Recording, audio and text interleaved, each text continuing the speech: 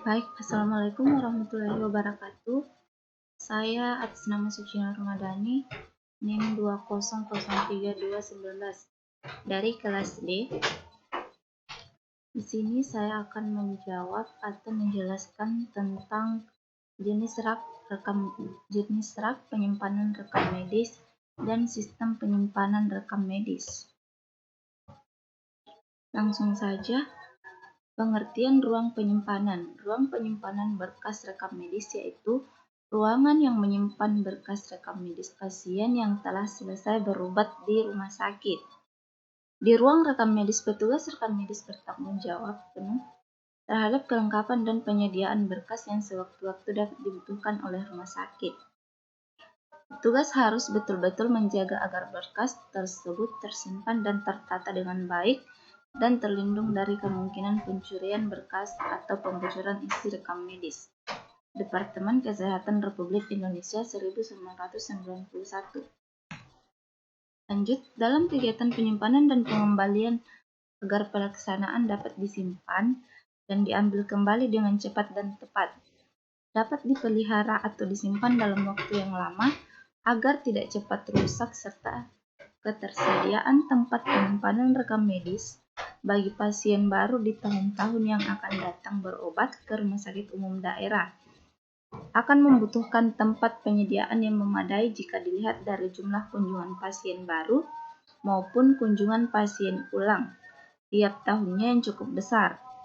Maka dari itu, ruangan dan rak harus mendukung.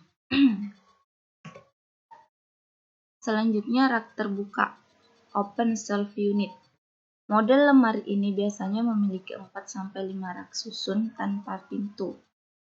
Bisa satu muka maupun dua muka bolak-balik. Model inilah yang paling banyak digunakan. Bahan rangkanya bisa dari besi atau kayu. Antara dua buah rak dianjurkan ada jarak 90 cm apabila diletakkan saling berhadapan harus diberi jarak minimal 150 cm. Untuk menghitung kapasitas dari subrak atau rak terbuka yaitu kapasitas subrak sama dengan panjang subrak.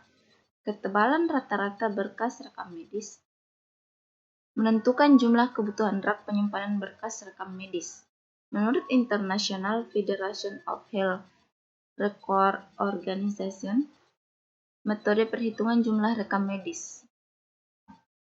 Selanjutnya, roll pack, mekanis dan elektronik. Bentuk lemari ini merupakan modifikasi dan pengembangan dari lemari rak terbuka. Bedanya adalah bahwa model roll pack mudah digeser-geser karena memiliki roda atau rel. Dengan kemudahan digeser, maka penataan ruang penyimpanan atau filling bisa lebih hemat tempat karena tidak perlu menyediakan jarak antara lemari satu dengan yang lainnya atau gang yang statis seperti pada model lainnya. Selanjutnya, lemari 5 laci. Berkas disimpan di dalam laci lemari. Satu lemari bisa memiliki 3-5 laci. Dorong tapi umumnya tidak bisa terlalu tinggi atau melebihi tinggi leher pengguna karena akan menimbulkan kesulitan saat akan melihat, menyimpan atau mencari ke dalam laci yang paling atas. Jika menggunakan 5 laci di jejer satu baris, ruangan lowong di depannya harus 90 cm. Jika diletakkan saling berhadapan harus disesuaikan ruang lowong paling tidak 150 cm.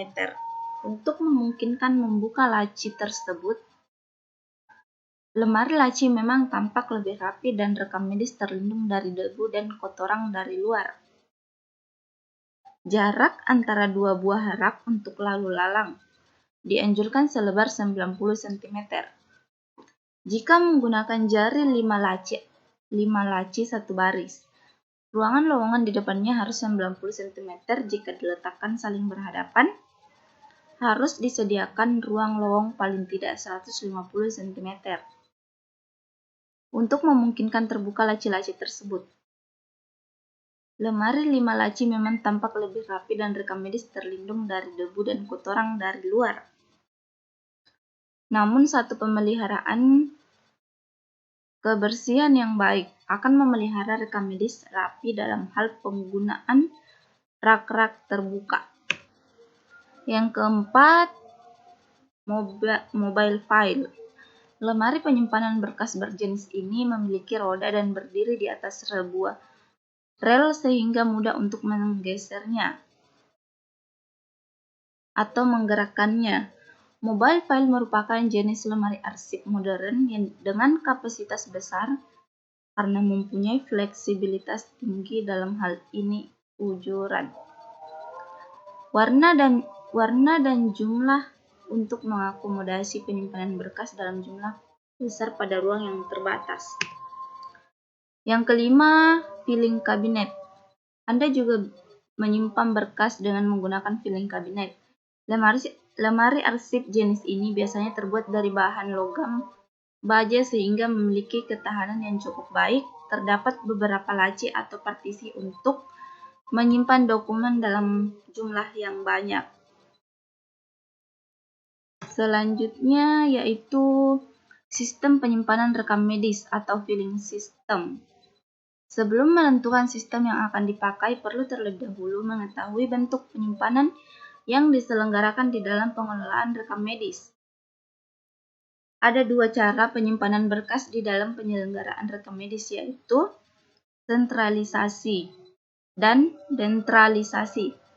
Sentralisasi merupakan penyimpanan berkas rekam medis seorang pasien dalam satu kesatuan, baik catatan-catatan kunjungan poliklinik maupun catatan-catatan selama seorang pasien dirawat.